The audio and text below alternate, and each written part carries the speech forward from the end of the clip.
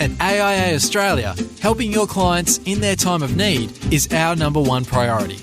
In 2016, we paid over $1.15 billion in claims to both retail and group members. That's over $4.5 million every working day. To offer your clients cover you can trust, chat to your AIA CDM today.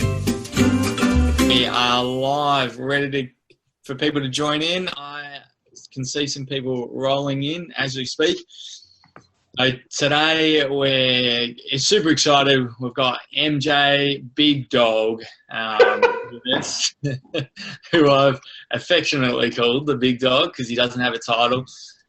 So we'll just wait a little while people filter in. How's your week been, Paddy? It's been pretty exciting. It's a bit. I didn't realise it was Thursday because we had the short start to the week. So it's. I'm going to get to the week and I'm going to have a lot not done, but that's okay. Mate, the issue with, so I work 4 days a week. The issue with working 4 days a week is when I get a long weekend, it's just a normal weekend for me.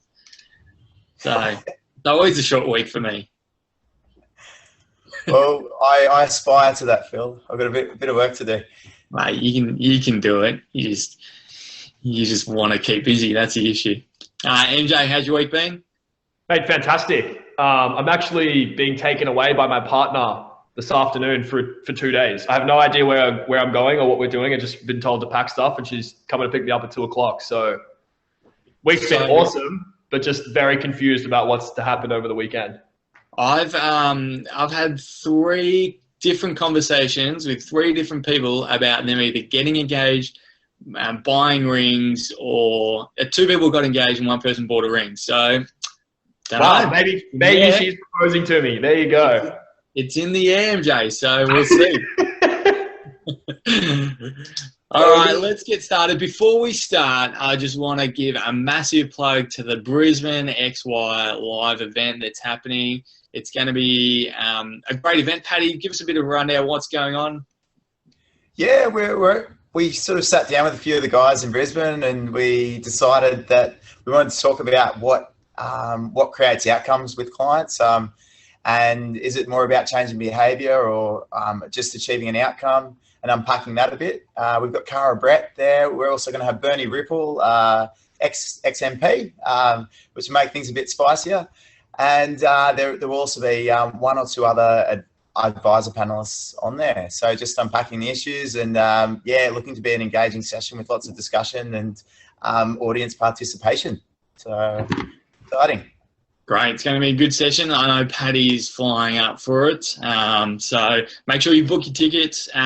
We have officially hit over 600 people in the Facebook group. So super exciting. It's been blowing up the Facebook group, 100 people in the last week pretty much. So if you're not in there, make sure you get in there. If you know any advisors who are not in there, make sure you send them an email with a link that Jackie just put in the comment section or in the chat area. So make sure you get in there and get everyone you know to join up. The other thing, just on Zoom, just housekeeping, click on the chat button and make sure you're asking questions. We want this to be as interactive as possible.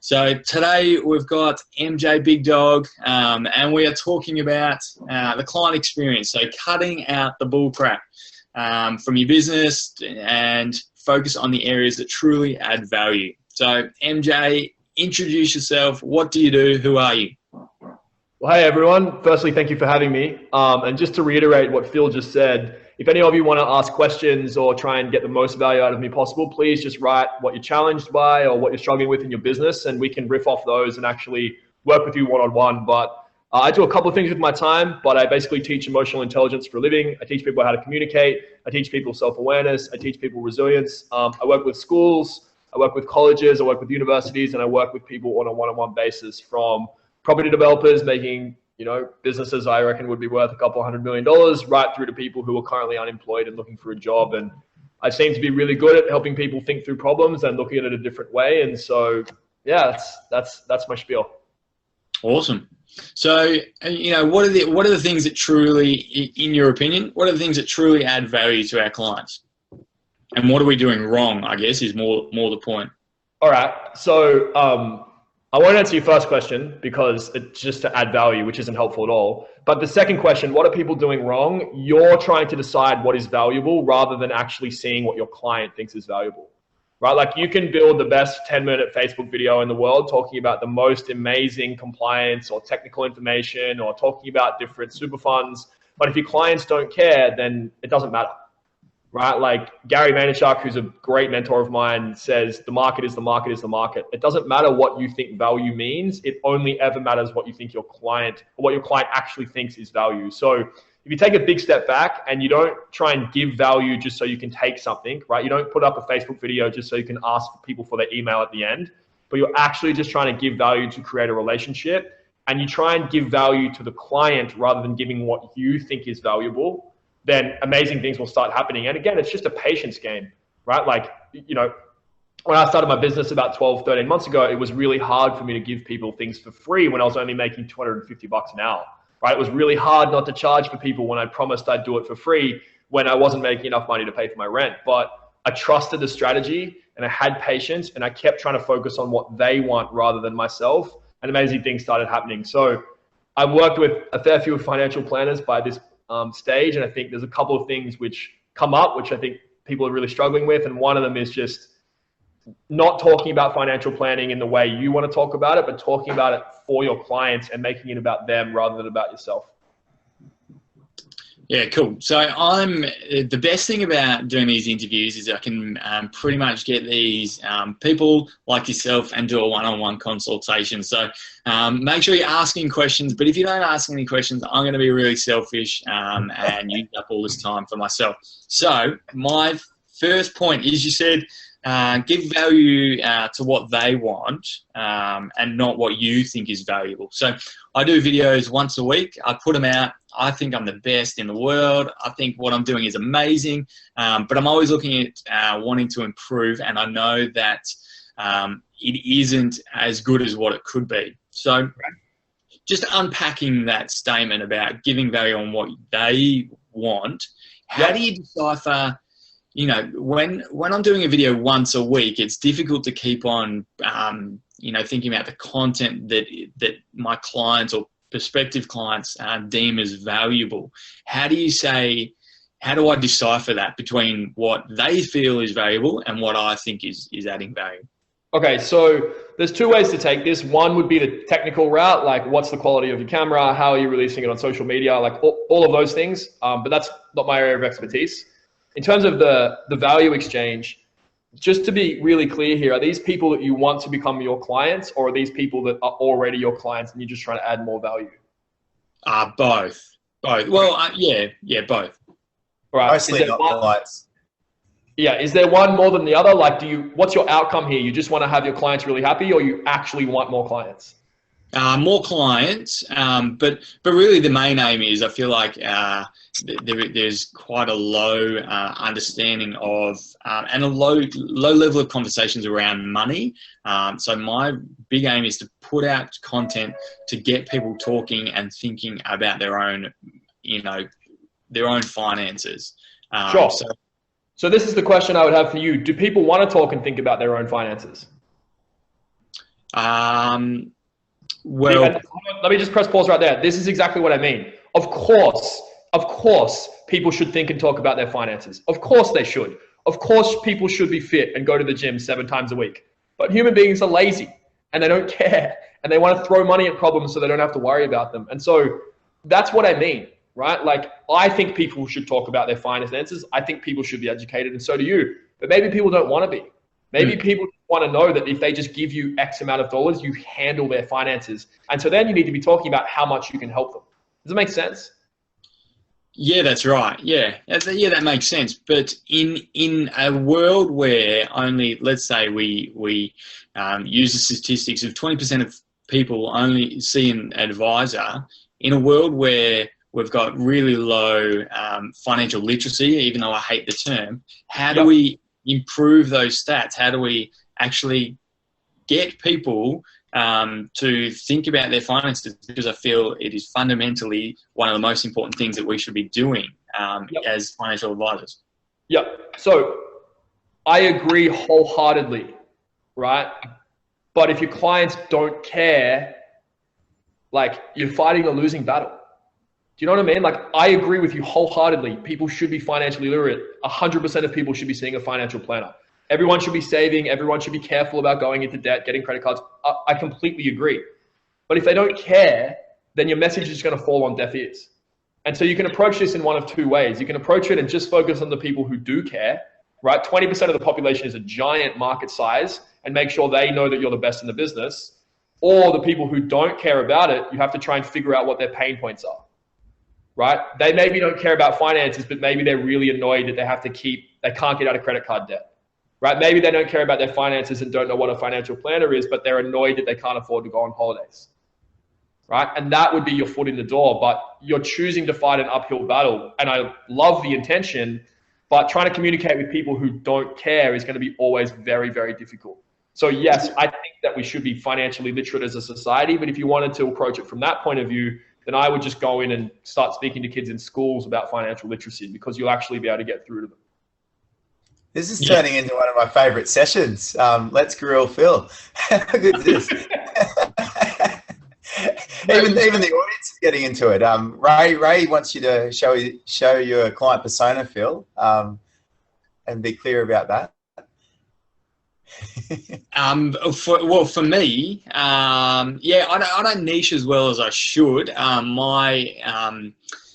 want to niche more, but my current client persona is young professionals between 25 and 45. So that's my current client persona. So I guess where other than my videos are a waste of time for everyone, MJ, thank you very much. Outside of that, how do I understand what is valuable other than I guess? Yeah, I'll put the question out. Okay. So your client persona of 25 to 45 is a 25-year-old who's probably just finished university and is now just in their corporate job. Are they thinking about the same things as a 45-year-old who probably has 1 or 2 kids and has a mortgage? Definitely not. No. So what's a 25-year-old thinking about? And this is the thing, a 25-year-old who comes and sees a financial planner is clued in, right? They're probably a high achiever, right? They're probably already thinking about their career. They've probably maybe even already been promoted. They're probably working in a good grad job. They're probably making okay money, right? And then a 45-year-old who's coming to see a financial planner, maybe they've been punched in the face by a mortgage. Maybe they've been shocked by how much it costs to have kids. So they're going to be thinking about completely different worlds. Does that make sense? Mm. And now that you can understand that, we can think, okay, well, what would be the most effective thing to help with young grads? Okay, 25 years old. Well, saving plans, teaching them how to maximize their finances, making sure they're thinking about promotions, right? That's how you'd speak to them. You'd be trying to give them value in how to move forward on what they want. And then the 45-year-olds, they want something completely different. They want to know, how can I put a saving plan now to make sure I can afford college for my kids? And so there's also the people in the middle. There's the 32, 33, 34-year-olds who probably just started coming into some money. They've started making over 100K a year, and they want to know what to do with it. And so you start thinking about it like that, and you start to understand what these people want, and then you can give them value. Yeah, I guess I'll push back on your examples. All of your examples have been around organizing their finances, but previously you just said that no one gives a damn about sorting out their own finances, and so therefore, do we talk about money? Is that when I do my video, should I talk about money, or exclusively don't talk about money but talk about their life stages? Yeah, so I'm only just using this as shorthand. I don't work in the financial planning industry, and I actually have never seen a financial planner, so I don't know about the lingo. But that was the statement of people don't care about their finances is because you said, 20% of people see a financial planner and 80% of people don't. So what I said is, 80% of people clearly don't care. I think that I don't know enough about the market or the profession that you do to be sitting here trying to tell you what products or what services you should be talking about with people. That's tactic stuff, and I'm just not good at that. I'd have to work in your industry for 5 years to know what I was talking about. But in terms of the high-end strategy, I think what I said really stands, right? If you talk to a 25-year-old about the same stuff, you talk to a 45-year-old, you're going to annoy both of them, right? My youngest client is 19, and he basically just wants to figure out how to get the cute girls at his university class to pay attention to him. And my oldest client's 65, and she's divorced, she's got 3 kids, and she's just come into a bit of money and she wants to live her life again. For me to sit down and talk to them about the same problems would just be ludicrous, right? I would annoy both of them. And so I'm very aware that when I'm around these people, I'm trying to go to them and listen to them and not try to bring them into my world, but actually go to them and understand their world. And that makes it much, much easier to understand and give value. I totally agree with you.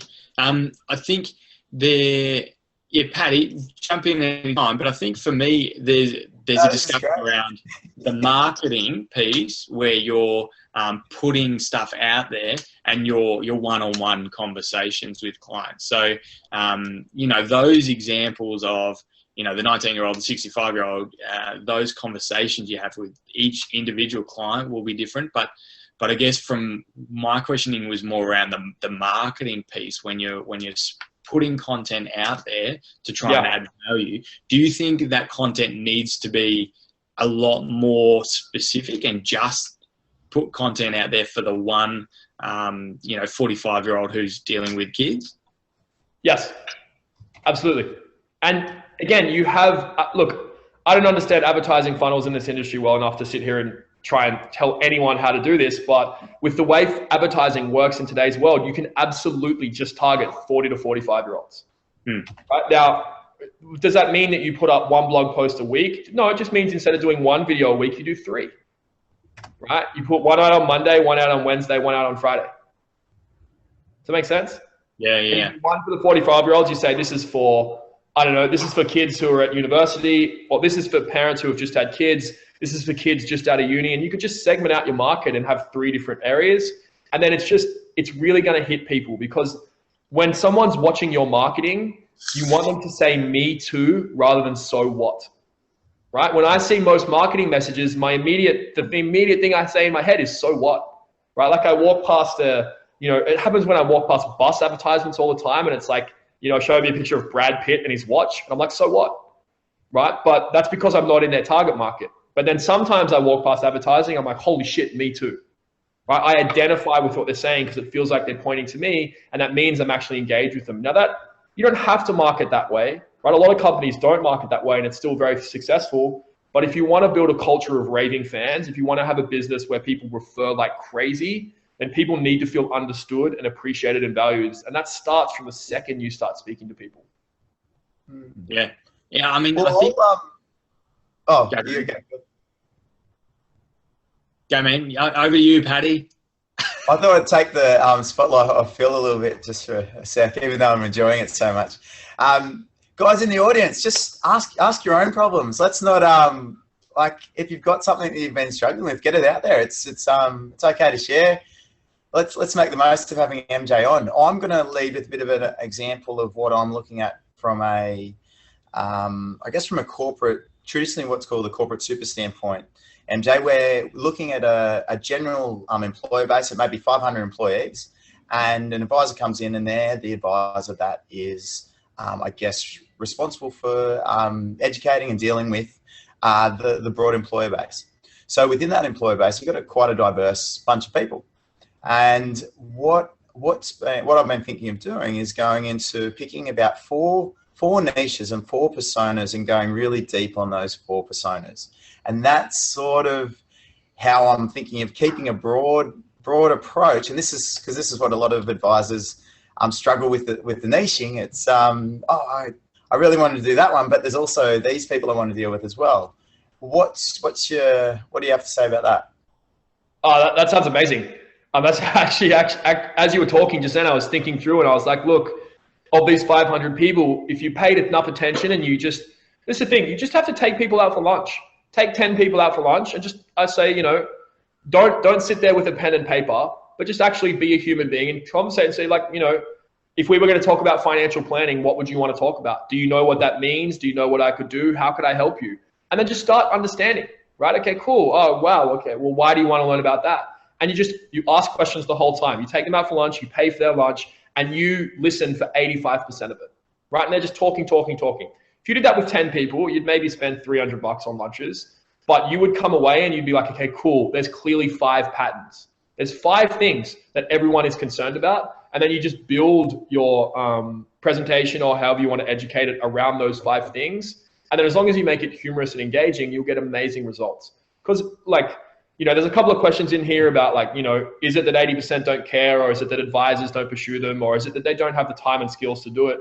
It's not really about time and skills. It's just about priority. When you're running your own business, it's so easy to get stuck working in the business rather than working on the business. It is so easy to just show up, do 10 meetings and go home and go to bed. And you're like, cool, I've done an amazing day. And you're like, you have, but you've not actually worked on improving your business. And so, it's called doing the front end, right? You're doing all the work before you actually release the product out, and it's time consuming and it takes a lot of effort, but the dividends are crazy once you actually start releasing products.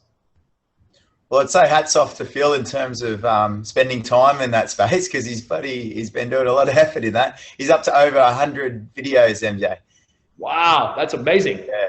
Holy cow. Yeah, but by the sounds of it, that was all a waste of time from what you're saying. No, I don't think MJ was saying that. I guess one question I have, and for me, the way I'm thinking about doing my videos going forward is do I make it more a universal? Do I answer more a universal question, or try and give value on something that's universal? And for me, the thing that I'm landing on, and one of my biggest values, is helping clients actually take action. And I think taking action is, doesn't matter if you're a 65-year-old, doesn't matter if you're 19, 45-year-old with kids, whatever it is, all of my clients and prospective clients need help taking action. So should I go all in that kind of space when I'm doing my videos? Yeah, so look, are these videos being pumped out on Facebook or on an email list, or? Everywhere and anywhere, yeah. Everywhere. Okay. Yeah. I would test. I would plan out your next 10 videos, and I would do 5 where you talk about a global problem, and I'd do 5 where you talk about something really specific. And that should be a big enough sample size, and just see which one works. Right? And then you can just be like, okay, wow, talking about action got a lot more likes than talking about, financial specifics. Maybe I should just talk about how to take action for the next 6 months and then see what happens. Again, if we just want to bring you more prospective clients, then we just have to keep testing and seeing, okay, how many emails did I get sent, or how many people reached out to me? And there has to be some sort of way for you to track your results, right? Because views don't really mean anything to you, because you actually want people reaching out to you. And I think if you just set up a test and be like, look, I'm just going to create an experiment for the next 10 videos. It doesn't matter what happens. I'm just trying to see what the market likes. Then I think amazing things would start happening. Yeah. Okay. All right. Let's go deeper into my brain a bit more with another next question. Is my fear in moving away from talking about finance, because I'm a financial planner and the world sees me as a financial planner, am I going to be, and especially in Australia, am I going to be this douchebag who talks about taking action when I really should be zoning in on what I do, financial planning?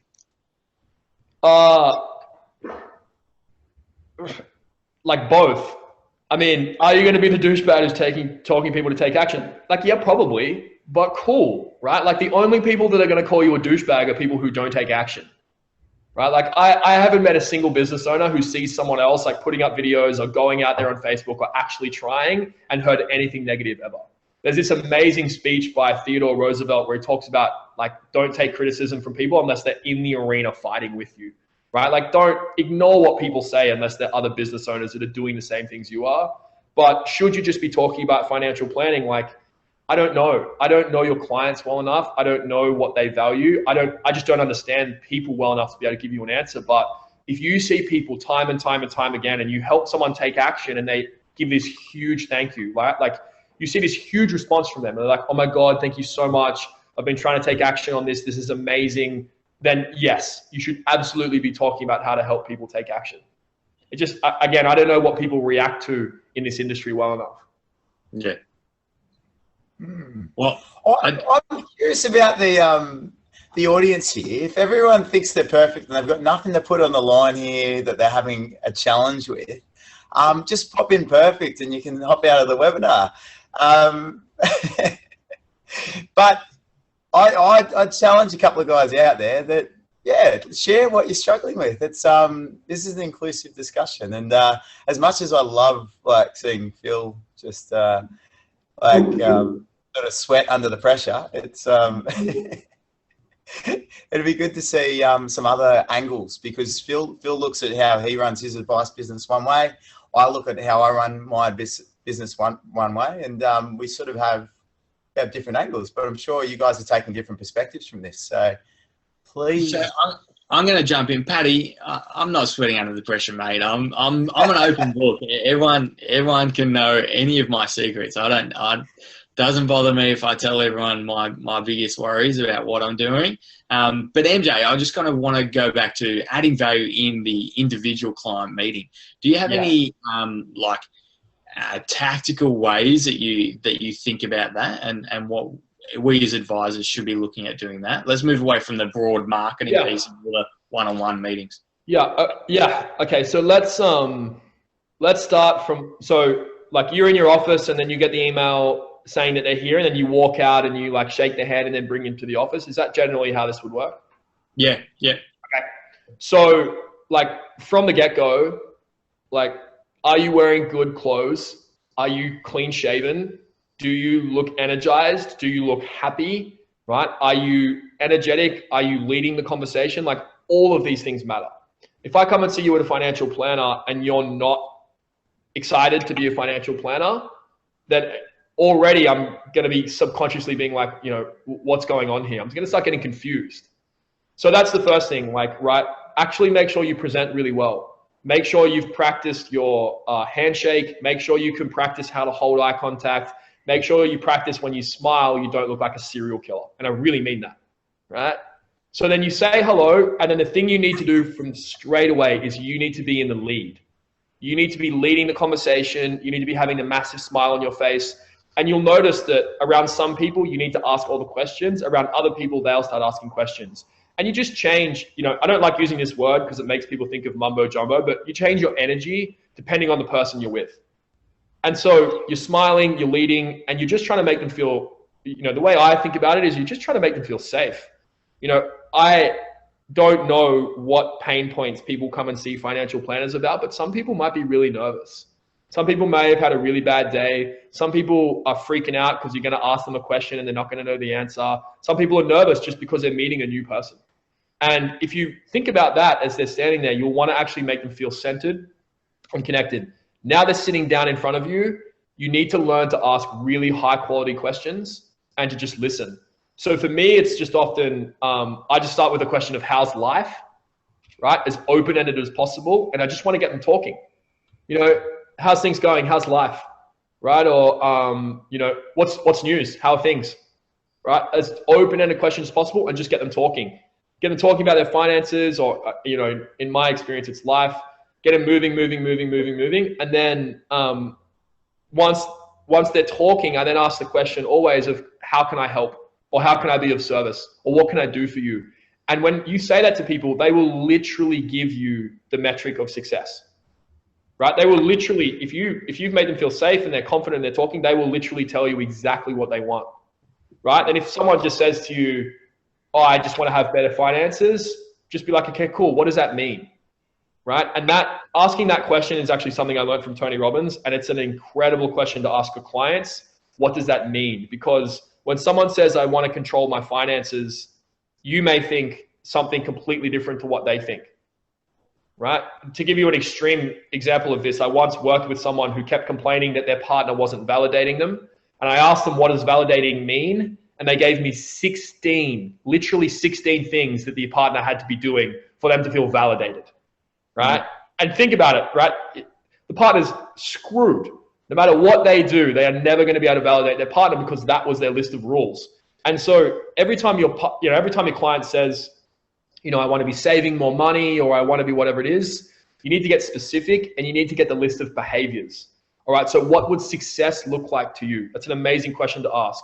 And then the final question I'd suggest is, and I would ask this to every client you ever see in the first meeting, let's say in 6 months' time, we've been working together and I've knocked it out of the park and you're a raving fan and you're referring me to everyone in your life. What exactly have I done for you? Right? And then cool, as long as you do those things, right?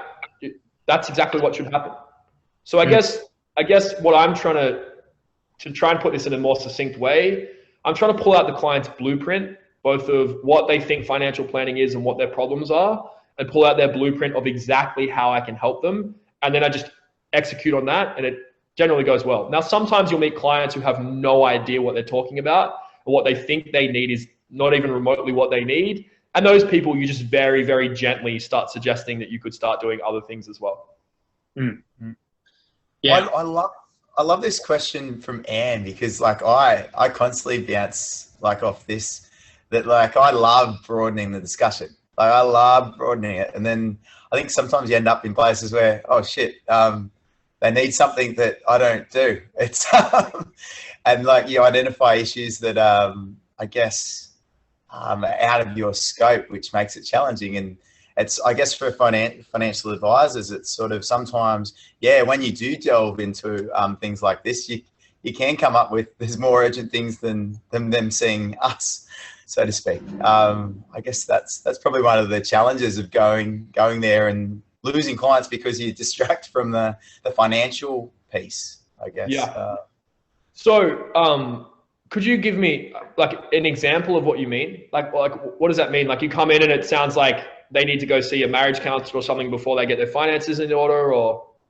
That can be, that's definitely an issue. I might let Anne jump in there with a good example. One I've seen is where it comes down to their career, and that it's sort of, I guess, it unpacks more of a challenge around what they're doing with their career, and that they're not happy, and they're not making money because they're not happy, and they're not moving, and there's all these psychological things coming into play. That's where I've seen it go a lot of the time, because people have wanted more, but unless they change what they're doing in their career, and I guess us, and then me trying to go into career coaching mode as a bit more of an ad hoc style, is that really effective? And is that sort of breaching where we should be keeping within our, I guess, our field? Yeah, like I'm not sure whether or not I'm the person to be answering this question for you. I think this is probably an individual thing for every person. Yeah, like, you know, and you've seen relationships on the verge of breakdown. If I was you, I'd say, look, I am more than happy to help you with a financial plan, but this is not what you need right now. And I would just tell them exactly how you see the situation and leave it at that. Like, I think, you know, being a human first and being a business person second, if you know that someone wants financial planning from you and that's not what they need, then I would just refer them elsewhere, right? And if they really insist, then I would do it. But I think, you know, don't underestimate the power of just listening to people and connecting with them. Just listening to people and actually being a positive influence can really help a lot of people. So if you've seen relationships on the verge of breakdown, Anne, then I would 100% draw the line there, right? Like, this is, you know, I am here for you and I want to help you as a financial planner. And as a human being, I care that you're going through so much suffering, but I can't help you with this. And I really think, you know, this relationship is what needs to come first. You know, how can I help you with that? Or can I send you to someone, or whatever it is? Like, just be comfortable knowing where those lines are. And then when they get crossed, just very lovingly and very carefully, just, you know, tell them that it's outside your pay grade. Yeah, I mean, some financial planners get paid a lot. MJ, that might not be the right answer. Right, maybe not that one. No, yeah. For me, just with regards to Anne's question, she just asked, should we be more comfortable straying into people's non-financial issues? For me, I try not to answer any questions on this, but for me, that's just what do you actually care about for the client? Do you care about them, or do you care about them paying you money? And if it's about them paying you money, then that's fine. That's your business. Go for it. But if you care about them and you're wanting to help them, and your means to help them is the way you do that is through their finances, because finance is such a massive part of people's lives. Finances pretty much rules everything. Everyone makes this decision around money every single day. So that is a means to help people, but just truly helping people and talking to people is really important. And my opinion is we 100%, even though we're not qualified psychologists, we don't give any, you know, mental health recommendations. We 100% play in that space of counselor, coach. Yes, we deal with money, but that's really the space that we should be in. Again, try not to answer any questions, but would you kind of agree with that, MJ? Yeah. Yeah. And I think, I think this is such a personal question for each and every person on this phone call, right? What are you comfortable talking about? Where's the line for you? And when you find it and you find what you're comfortable about, just sticking to it. I really believe that. And, you may decide that you only want to talk about finances. And if they talk about anything else, that's not your prerogative. If that's true, awesome. Okay. But you may want to think, I'm really here to serve my clients and I'm just going to do what I can to help. But I think you're right. Like, it can be very easily to become really personally invested in your clients. But at the end of the day, it's not about you, it is about them. And there's only so much you can do. If people don't want to change, they're not going to change. And I guess that's also coming down to niching as well. Like you are seeking out clients who only want to just hand you money stuff. They don't want you knowing about them. And I tell all of my clients, I want to be all in what's going on in your life. So that's just something I position with my clients is this is the offering. This is how much I charge you, but this is the relationship. And I've had people who have signed up for a year and then opted out because they weren't willing to go have that relationship. They just said, here's my money stuff, deal with it. I don't want you to know anything else. And that just didn't work for them, didn't work for me. Yeah, and I think you've done an amazing job doing that because it's so true. I think knowing who you'll say no to is a really amazing thing to think about in your business because so many people think that there's a scarcity of clients out there, right? They think that there's this limited pool of clients that everyone's competing for, but 20% of the Australian population is what, 2 million, right? 4 million? The official number is a bloody hell of a lot of people. Yeah, right. It's a lot of people, right? You're going to have enough clients, but learning who you will and won't work with. And, I've only fired 3 clients since running my business, but I now know from a long way away if a person's not going to listen to me. And that's fine. I'm happy for people to disagree with me and push back. I like that. But if you're ignoring what I'm saying and you're doubting whether or not I have the right capability to be giving you advice, it's fine. It's just not for me. And so the only times where I haven't fired someone when I've thought about firing them, it's only ever ended badly. And I think what you've done is an amazing job. It's so important to know who you want to work with. It's also super important to know who you don't want to work with. One of my metrics is that I'll only take a client if I would happily go for coffee with them. Right? If I would happily go for coffee and sit down and have a good time with someone, then I'll offer to become, their coach. If not, I actually don't want to coach them, and that's fine. It's not for me.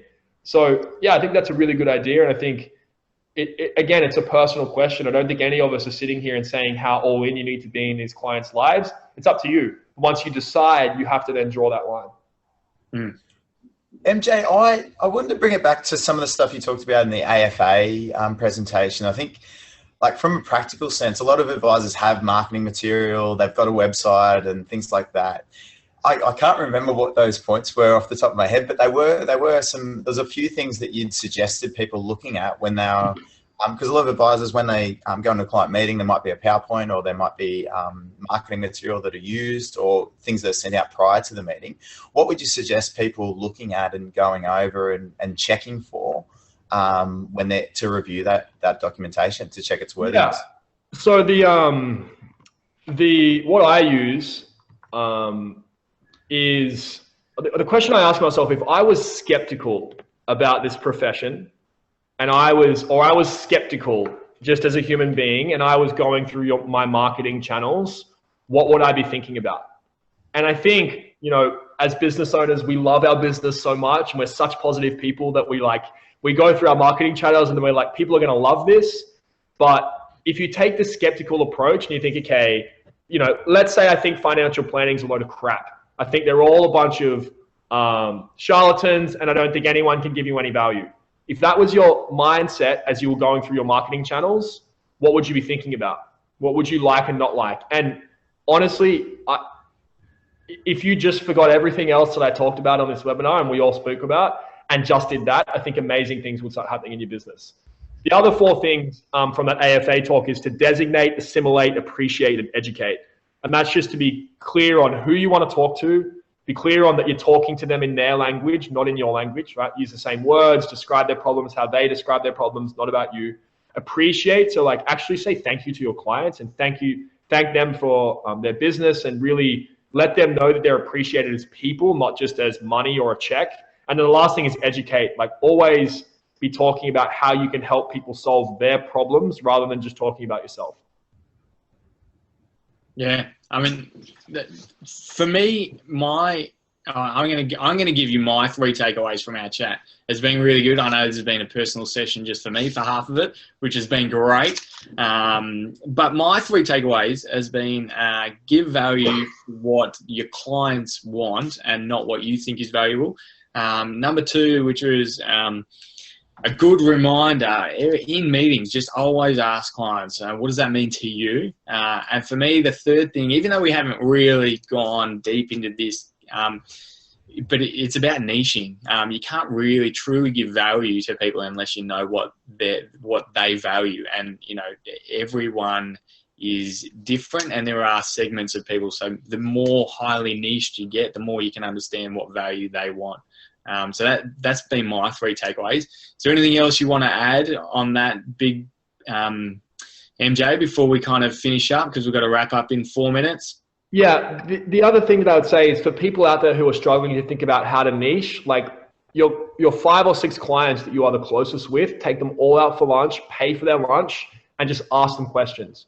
What was it about what I did that made you join me as a financial planner? What was it that I did that made you think that I was the right person for your website? How would you describe these problems in your own language? And write all these things down. Because if you take 5 people out for lunch and 4 of them say the same thing about something that you did, then you know what people are looking for. Yeah. I mean, that's good advice. I'm literally just thinking about my 5 clients who I'm going to take out to lunch over the next month. So good. Got to give a call to this afternoon. Anyone who's watching. Sorry, Paddy? You're going to take all five of your clients out for lunch.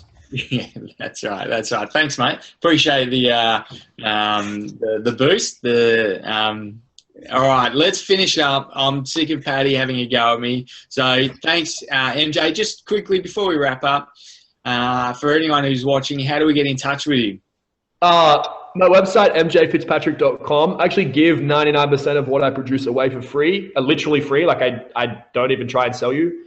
All you have to do is just go on my website and actually send me an email. And I can give you access. There's maybe 10, 15 hours of content, speeches, there's podcasts, bunch of my blogs. So I really like working with people who take action, and all you have to do to prove to me that you do that is just click the button on my website and send me an email. And if you do that, you get lifetime access to literally 99% of what I do. So it's been awesome. Thank you so much for having me on board. And I'd love to keep the conversation with anyone who's on here going. Fantastic. And if we've got any more questions, we'll take it onto the Facebook group. I think, MJ, you're in the Facebook group? Not sure, but I'll be in it. You're going to jump in, and we'll put a link to your website in the Facebook group as well. So anyone who's watching who's not in there, make sure you jump in. So just before we wrap up, just want to say a big thanks to AIA for supporting XYLive and making this happen. And also just a reminder, if you're in Brisbane or you think you're going to be in Brisbane or you're anywhere near Brizzy on the, what date is it, Paddy? 20th of July. 20th of July. Make sure you click on the link that we've just put in and book your ticket. It's going to be a great night for our XY Social. So thanks again, Paddy, and thanks again, MJ, for having a chat. Thank you. Awesome. Have a good week, guys. Bye. Thanks, MJ. Bye.